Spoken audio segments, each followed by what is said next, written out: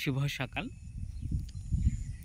আমি কথা বলছি গোপালগঞ্জ বিজ্ঞান ও প্রযুক্তি বিশ্ববিদ্যালয়ের মুক্ত মঞ্চের পাশ থেকে এবং হাঁটাহাঁটি করছি, সেই সঙ্গে কথাটাও বলছি।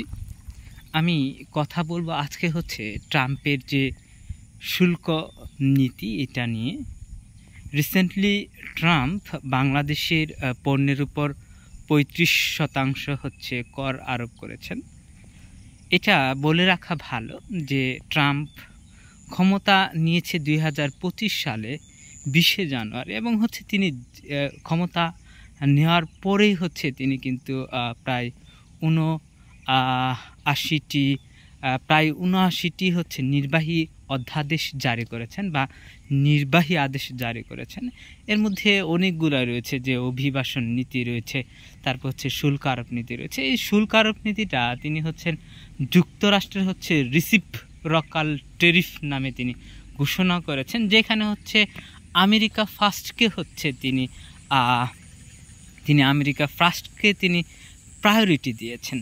তিনি এই তথ্যটাকে তিনি প্রায়োরিটি দিয়েছেন।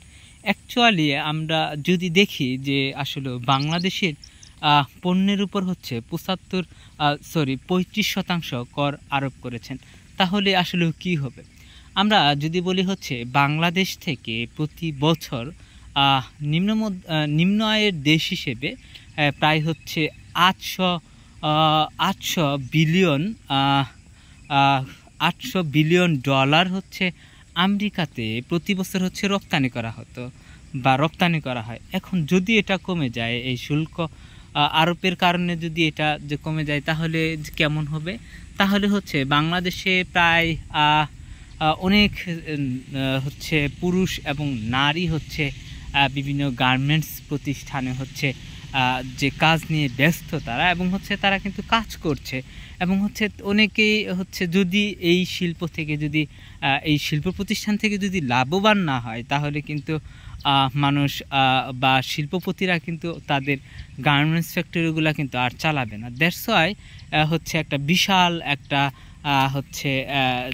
একটা যে ক্ষতি হবে কাদের, যারা যে গার্মেন্টসের যে কর্মী হিসেবে যারা রয়েছে অ্যাকচুয়ালি।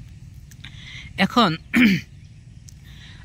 এই যে আমাদের এই পণ্যের উপর আমেরিকার যে আমাদের পণ্যের উপর আমেরিকা আগে থেকেই 15% কর ছিল, এবং ইদানিং যে 35% যে করাতে, এটা প্রায় সব মিলিয়ে 50%-এর মতো হয়ে যাবে। এখন 50% যদি কর থাকে, তাহলে আসলে আমাদের যারা বাণিজ্য করে, তাদের ক্ষেত্রে আসলে এই বাণিজ্য করাটা যে পসিবল হবে না।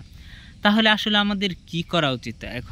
আমাদের এখন করা উচিত আমাদের বিকল্প আমাদের কূটনীতিকভাবে কিন্তু যুক্তরাষ্ট্রের সাথে আমাদের আলোচনাটা কন্টিনিউ করা উচিত। সেই সাথে কিন্তু দুইবার কিন্তু একদল তো বাংলাদেশি একদল শ্রেণী কিন্তু যুক্তরাষ্ট্রের সাথে বসেছে, কিন্তু আসলে যে কোনো লাভ হয়নি।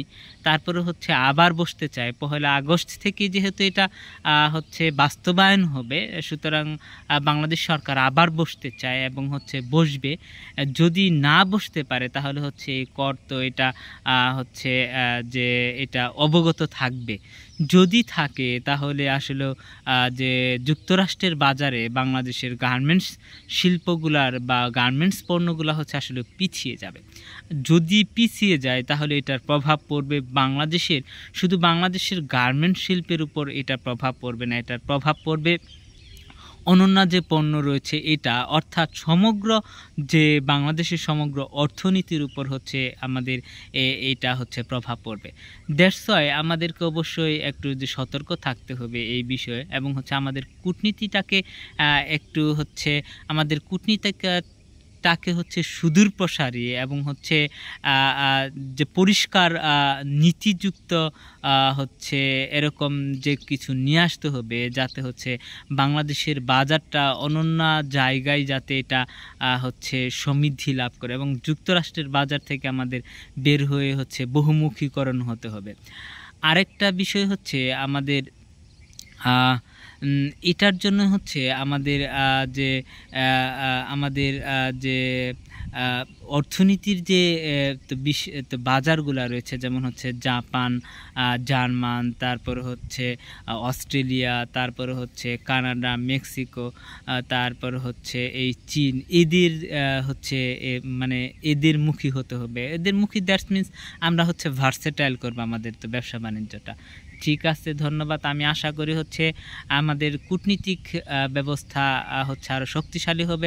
মনে করি এইখান থেকে কোনো একটা হচ্ছে একটা সমাধান আসবে, যেহেতু যদিও ভিয়েতনাম এবং হচ্ছে আসিয়ান যে দেশভুক্তগুলা আসিয়ানভুক্ত যে দেশ রয়েছে, তারা হচ্ছে যে মাফ পেয়েছে কয়েকটা দেশ, ভিয়েতনাম সহ কয়েকটা দেশ। সুতরাং বাংলাদেশের পক্ষে কি করা যায় বা কি করা পসিবল, এটা তো সামনে দেখার অপেক্ষা রইল। ধন্যবাদ সকলকে।